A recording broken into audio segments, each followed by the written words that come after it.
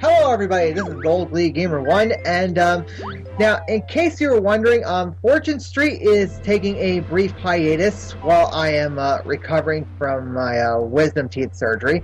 Yeah, yeah, and this is actually recorded before that surgery. But anyway, so to fill the void of time during the recovery, I thought I'd do an attempt at speedrunning Banjo-Tooie.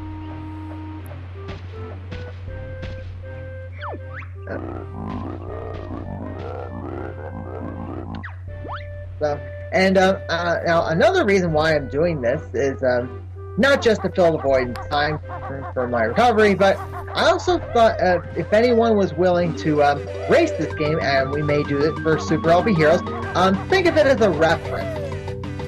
Yeah, some tips and tricks for those who haven't played it, like yours truly here. Yeah. Now what Banjo got just a few seconds ago was called the Turbo Trainers. Because turbo trainers are like running shoes. My namesake, apparently. Yes, because how it works is like any moves that were learned in Banjo-Kazooie got carried over into this game. Alright. So is this like a Metroid game where you don't get to keep any of your power-ups in the second game, or? No. Any ones that you learned in the first game, you take into the second game. Alright, so you have them right from the beginning? Yes. Alright, that's pretty good then. That's a nice change of pace for a game. Okay, so this enemy we're fighting is Klungo. He's one of Gruntilda's henchmen. Okay. So, and you actually fight him 3 times in the game. And each time he'll drink a different potion. And the one he drank in this fight was actually cloned him. Yeah, about to say, is he cloned himself? Because I was just going to say, I can't see. Oh, I can see it now. Just couldn't see his clone anyway. So the catch is with the clone potion is to find which one is the real Klungo. Alright, so I'm guessing the fake ones don't take any damage. Yes, the fake ones are the clone. So, I've not personally got much experience with N64 platformers outside of Mario 64, but how was this playing in comparison to that?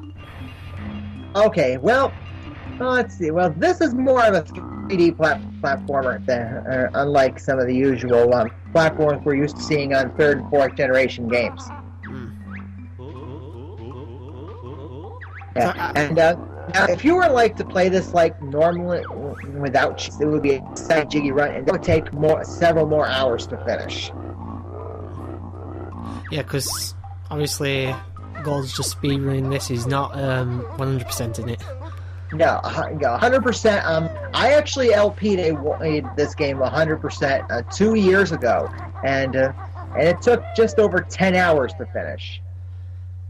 Well, that's not too bad considering most games nowadays have to be at least 8 hours in the main quest line. Yes, but as that weren't enough, there are at least a couple of jiggies in this game that are very difficult to get. Alright, what's going on now? Because the bird on his back is now in charge, apparently.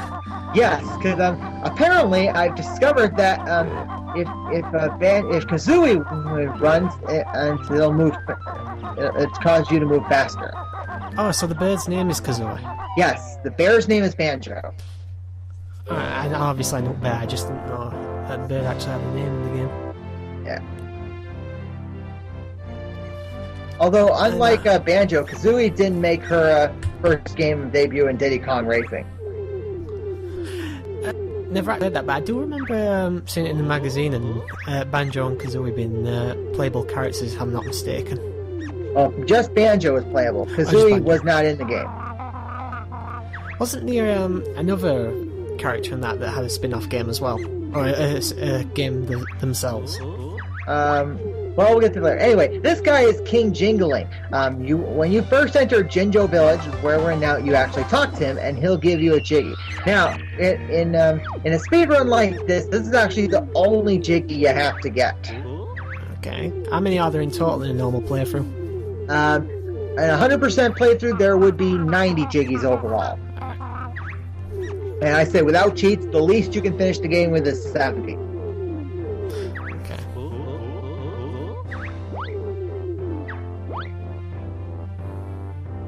Oh wait, does that mean you're using cheats for this then? If you, that's Yes, the only and I'm gonna discuss the cheats when we get to that point. I was just saying, I was trying to figure that out, and it sounded like a riddle.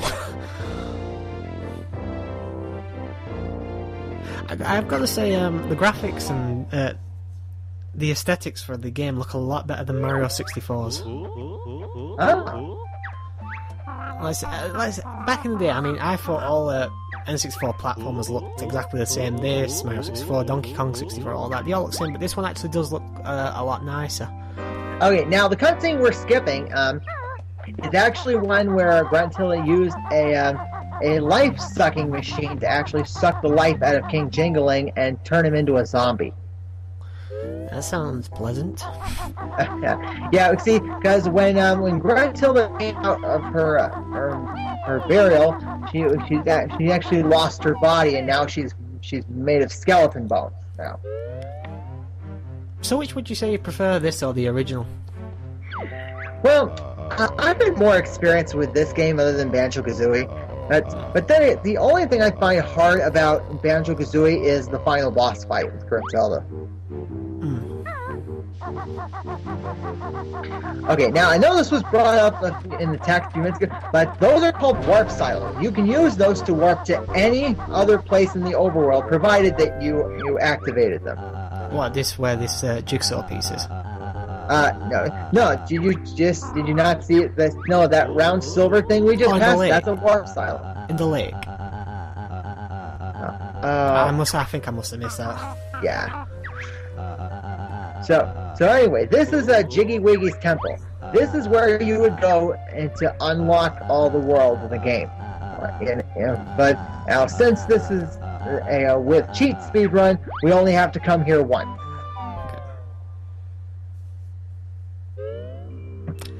So, how did you actually manage on this speedrun? Was this your quickest time? Well, this is not my quick fastest time. In fact, I've made a lot of stupid mistakes during this. And I came across doing this after I watched this speedrun on Speed Demo's Archive, which actually is no longer on that site. Even though that speedrun was less than an hour. Okay, so for the challenges, you see those jigsaw pieces in the pieces that you actually got to put them in the puzzle. So, but you're racing the clock too. I think with 100 seconds, you've probably got to do this. More than enough time. Well, yeah. Well, this is just the first puzzle. Like later ones are going to be harder. Yeah, obviously progression through the game will get progressively harder, but yeah.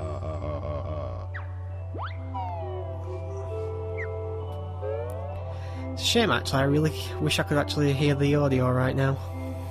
Well, you'll hear it when the real video is uploaded. Oh yeah, I'm just saying.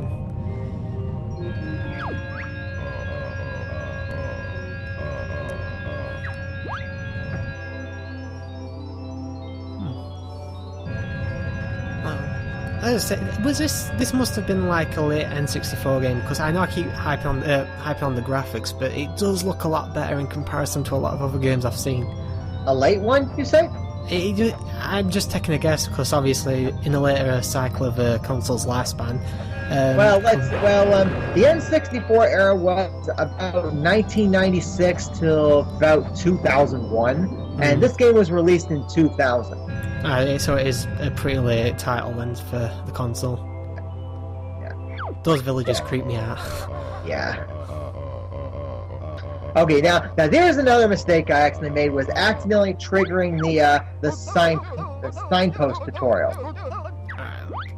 And I know that could easily be avoided. It's only about 2-3 seconds, isn't it? Yeah.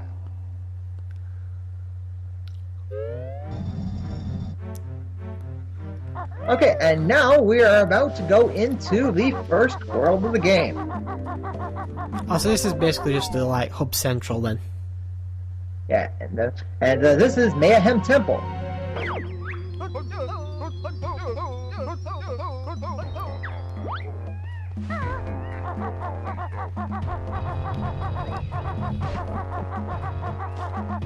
Okay, so these are music notes here.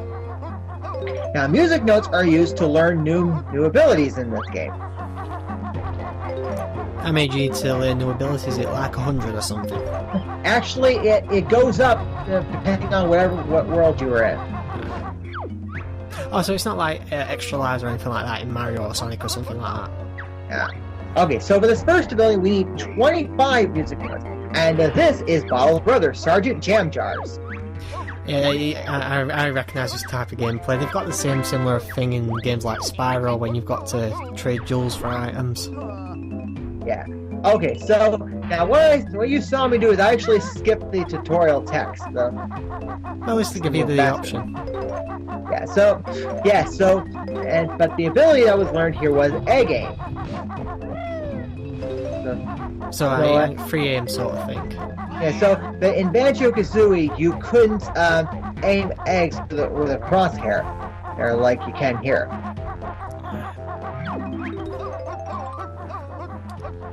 Also, the keys give you, so the notes actually give you more than one. I just noticed that.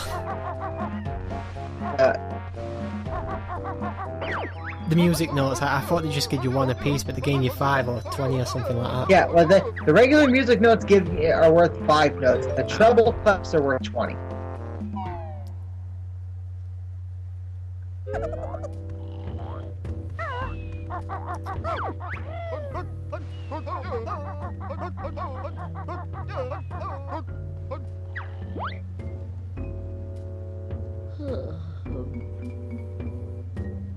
And now this shaman is Mumbo Jumbo. In the first game, he turned Banjo and Kazooie into different things, depending on what world.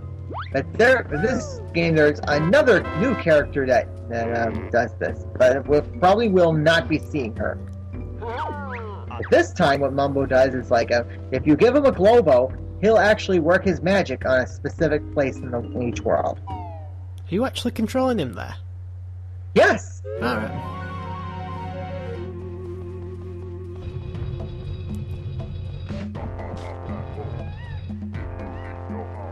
Man, this guy's going slow. Yeah, he's not as fast as Banjo-Kazooie on foot.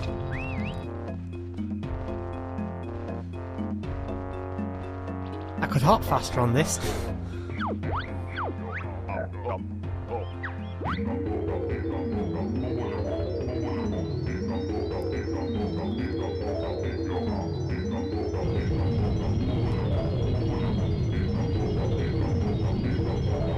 I take it you're a pretty big fan of the Banjo series in general, then.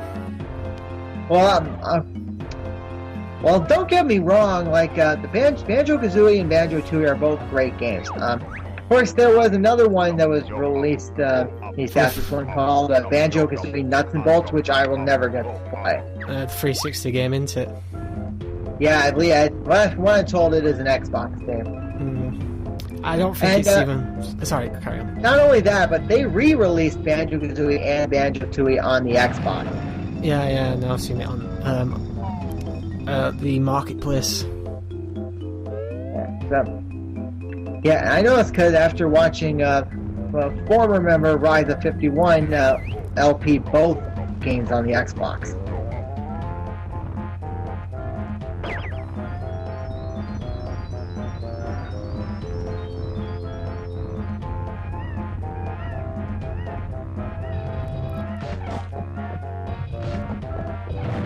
So what we're doing with Golden Goliath is, Golden Goliath can break open or destroy doors.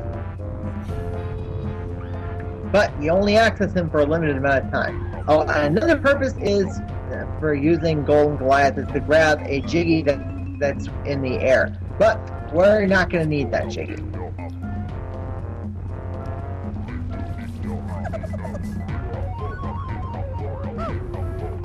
Oh, there is a timer to it in. I've just noticed that in the top left corner. Yep, 75 seconds is how much time you have to control him. Yes.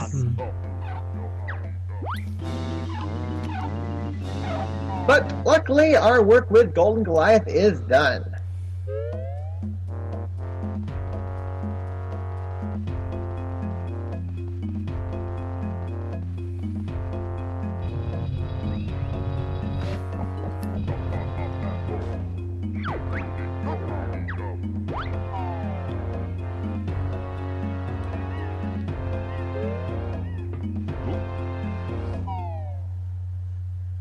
So, is there a lot or very few in terms of variation, in terms of aesthetics for the different levels? Oh, as I mean, like, is there different? Oh, I mean, like, Is it there all much different? Yeah, is it all Greenland and foresty jungle like Oh, this? no, no. So it does change things up eventually. Yeah, each world has a different setting. Alright.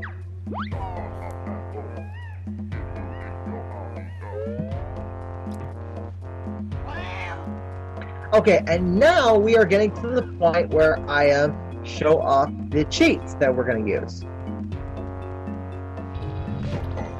What we're going into here right now is the code room.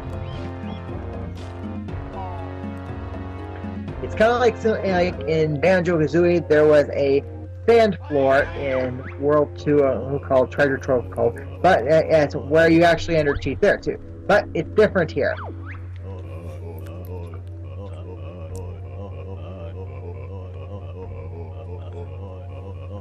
Alright, so now since these were not cheats that you give by returning Cheeto's pages to him, you actually have to start each cheat with the word Cheeto before you type in cheat itself. Okay.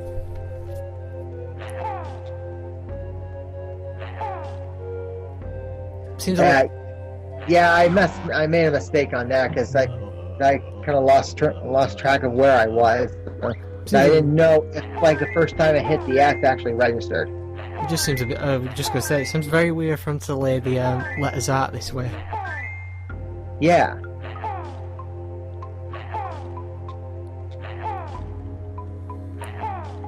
So, if you hadn't have actually cheated this and still attempted to speedrun the game normally, how long do you reckon it'd have taken you? Probably maybe 5 hours. Alright. Well, it's not too bad considering you said you needed at least, what was it, 70 of those jiggies? 70. Yeah. Okay, now I did make another screw up here, but I just didn't catch where, though.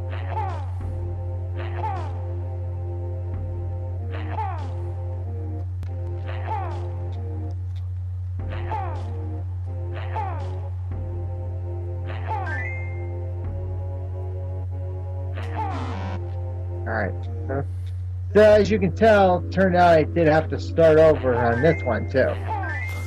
This is probably taking you a lot more time than expected. Yeah. And if you hadn't have screwed up, you'd have only been able to knock off about a minute and a half anyway, so... Yeah, well, this is just the beginning. Yeah.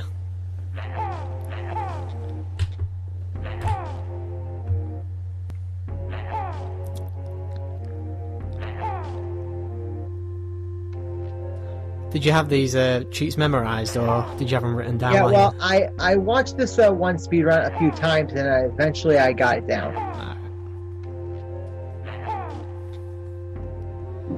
I see you typing out special. Ah, yes. Yes, because the name of that cheat was Jiggy Wiggy Special. Yeah, and the great thing about that cheat is it means you don't have to go back and see Jiggy Wiggy anymore.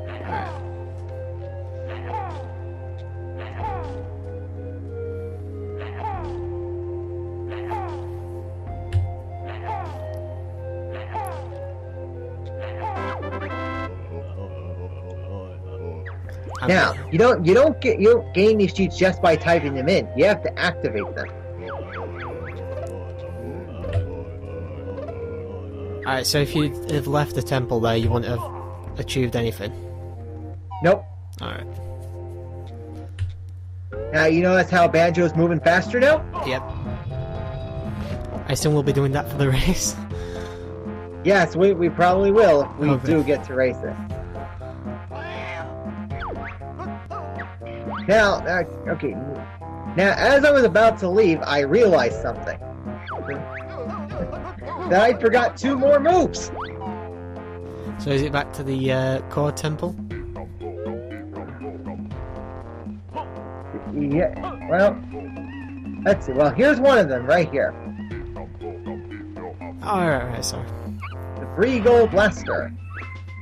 Now, the Banjo Blaster, actually, you can actually hold Kazooie like a gun right in front of you.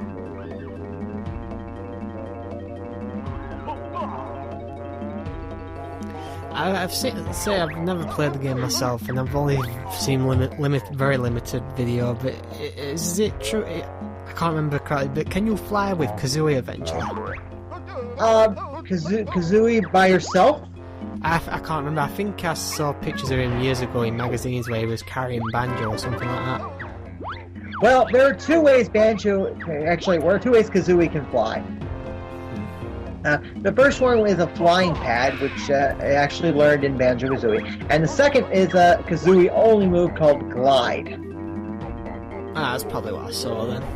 Like I said, this was many years ago now, so... Okay, and now we're done with Man Temple, and we're moving on.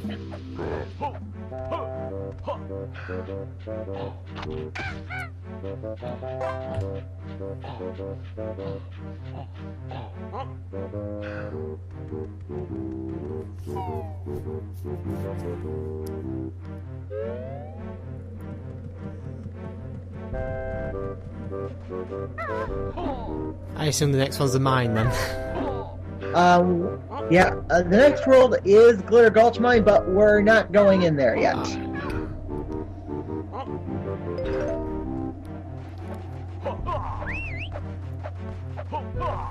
And now we get to learn about another mechanic in here. See, unlike Banjo-Kazooie, you actually get different types of eggs in this game to use. The eggs in this game are kind of like used as ammo, kind of like in Yoshi's Island.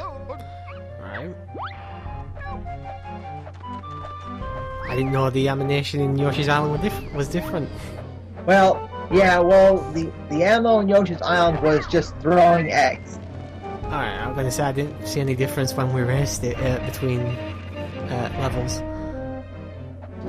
And you had to use one of those fire eggs to open that door we're going through.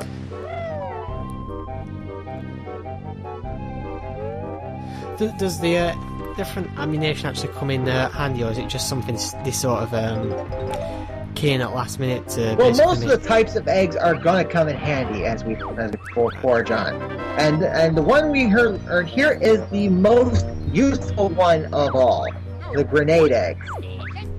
Looks like a watermelon. Yeah, maybe. I assume different enemies and bosses are weak to certain eggs. Yeah, well, the grenade eggs are the explosive ones. They can take out almost anything. Right. And this has definitely got to be one of my favorite worlds of the game, Witchy World. I see. I guess it's some sort of Halloween town-ish type thing. Actually, it's more like a theme park. Alright.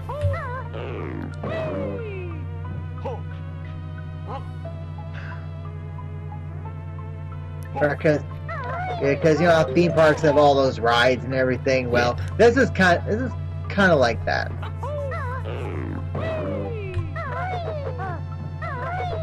Yeah, that's another mistake. Trying to situate myself on top of that fence. Precise platforming in an early 3D game. I don't think anyone's going to blame you for that. Yeah, but eventually I get the timing right. And I'm just noticing the glide there as well. Actually, Kazooie doesn't learn glide until much later, but you're not going to see that in this run. Alright. What was that then, like a double jump or a flutter or something like that? Yeah, kind of like that.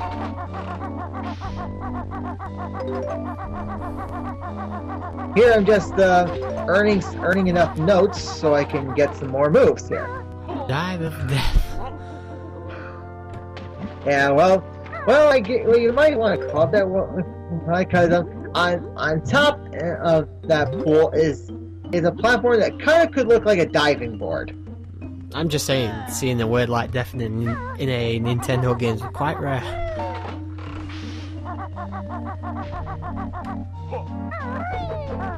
Actually, was it Rare that actually produced these games? Yes, Both games were made by Rare and Nintendo. Okay, so for this move here, Banjo and Kazooie actually get to split up. And it is required to do for specific tactics of the game. I'm guessing these are things they can only do solo instead of when they're combined. Yes, like, for example, like any solo moves, like Kazooie's Glide would be an example, Jam Jars will not teach that move if Banjo and Kazooie ask them together. Okay.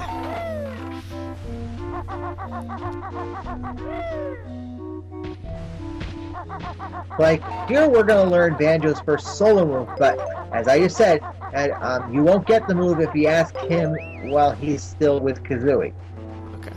Oh. But luckily, we are provided split-up pads in here.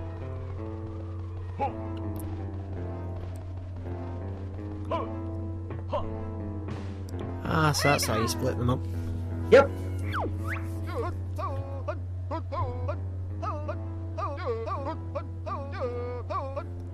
It's like a divorce case. Horse Kid? No, divorce case. Oh, you mean like that show Divorce Court?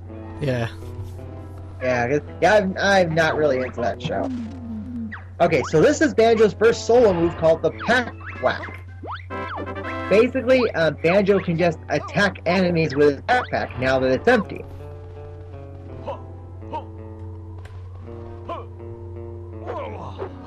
Oh, so it's like, is it like a mini glide in itself or something? Well, sort of a mini, a double jump or something like that, or to keep yourself afloat for a minute. Yeah, actually, yeah, the Pack Whack can help with that. Alright.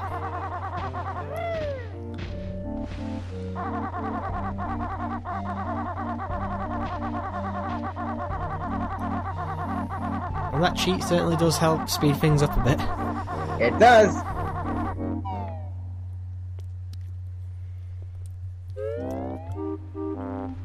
But this is only the beginning.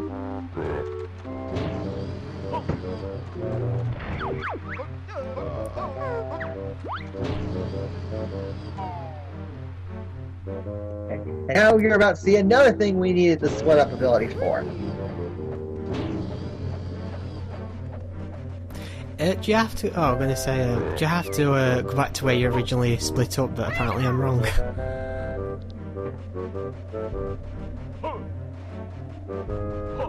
Yes, you can change to the other one by either pressing A on a split up pad or a swap cloud.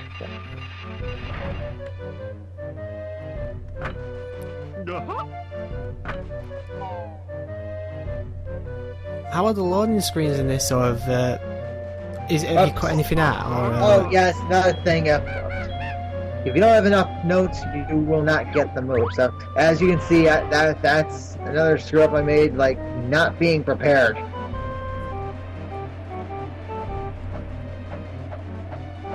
Yeah, it's going to happen frequently.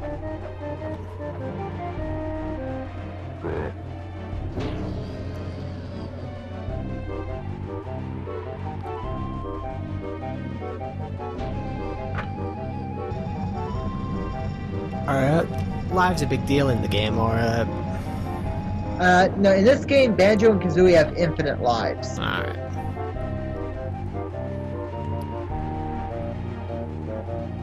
I was gonna say, because I don't think I've actually seen you die yet, so...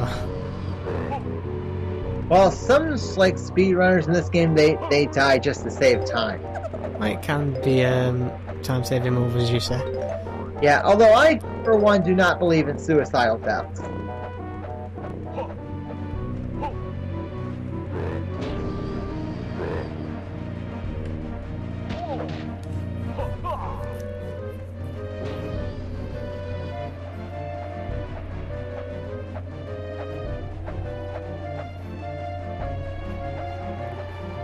Okay, now we have enough for the ice eggs.